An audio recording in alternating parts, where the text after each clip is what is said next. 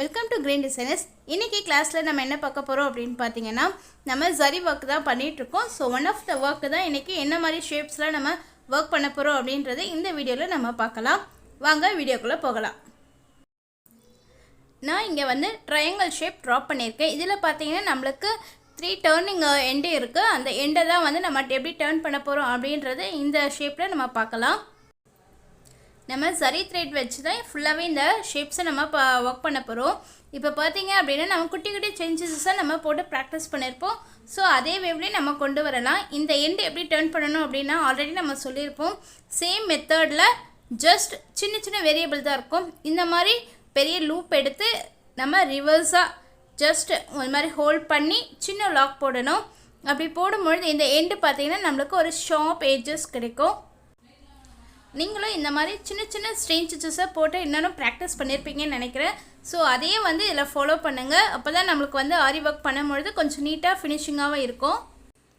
இப்போ இந்த இடத்துல எப்படி டர்ன் பண்ணணும் அப்படின்னு பார்த்தீங்கன்னா, ஜஸ்ட் எங்கே சின்ன லாக் குட்டி ஸ்ட்ரேஞ்ச் போட்டுட்டு நம்ம வந்து அடுத்த ஸ்டிச்சஸை ஸ்டார்ட் பண்ணணும். இந்த இடத்துல நம்மளுக்கு அந்த ஸ்ட்ரெயிட் லைனுடைய ஃபினிஷிங் நமக்கு கிடைக்கும். நம்ம ஒவ்வொரு ஷேப்பும் நம்ம ஒர்க் பண்ணி ஃபினிஷ் பண்ணும் பொழுது அந்த இடத்துல என் நாட் போட்டு நம்ம ஃபினிஷ் பண்ணணும். ஆல்ரெடி உங்களுக்கு எப்படி நாட் போடணும் அப்படின்றத நான் சொல்லி கொடுத்துருப்பேன். சேம் மெத்தட் இங்கே இந்த இடத்துல நம்ம நாட் போட்டு முடிச்சுக்கலாம். நம்மளுடைய செகண்ட் டைப் என்ன அப்படின்னு பார்த்தீங்கன்னா, நம்ம ஸ்கொயர் ஷேப் எடுத்திருக்கோம். ஸோ ஸ்கொயர் ஷேப்பில் என்ன பண்ண போகிறோம் அப்படின்னா, என் நாட் போடாமல் நம்ம கண்டினியூவாக எப்படி டர்ன் பண்ணுறது அப்படின்றத இந்த ஷேப்பில் நம்ம கற்றுக்கலாம். சேம் மெத்தட் இந்த நம்ம ஸ்ட்ரெயிட் லைனில் எப்படி டேர்னிங் கொடுப்போமோ சேம் அதே மாதிரி நம்ம சின்ன லாக் போட்டு டேர்ன் கொடுக்கணும்.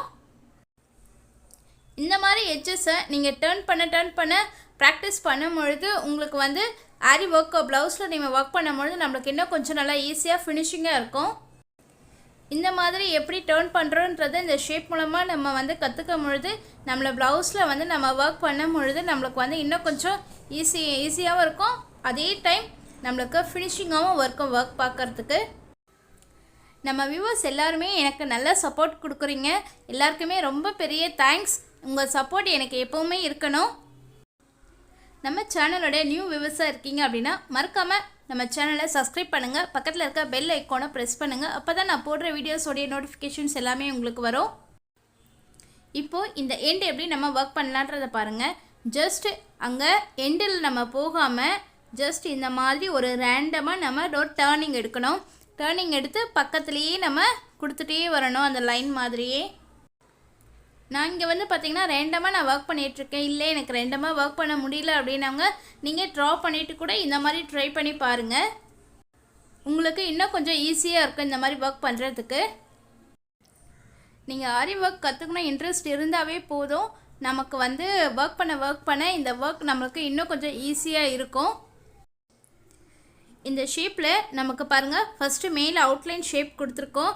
நெக்ஸ்ட்டு வந்து பார்த்திங்கன்னா அகெயின் உள்ளே வந்து ஒரு ஷேப் போகிற மாதிரி இருக்குது. இந்த மாதிரி ஒரு கண்டினியூட்டியாக நம்ம இதை வந்து ஒர்க் பண்ண போகிறோம்.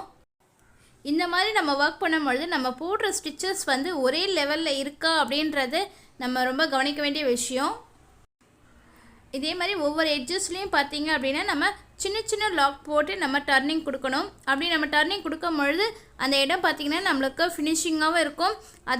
அதே சேம் டைம் நமக்கு வந்து அந்த கிளாத் வந்து நல்லா பார்க்க நீட்டாகவும் இருக்கும். அதாவது என்ன அப்படின்னா நம்ம கிளாத்து சுருக்கம் இல்லாமல் நம்மளுக்கு நீட்டாக கிடைக்கும்.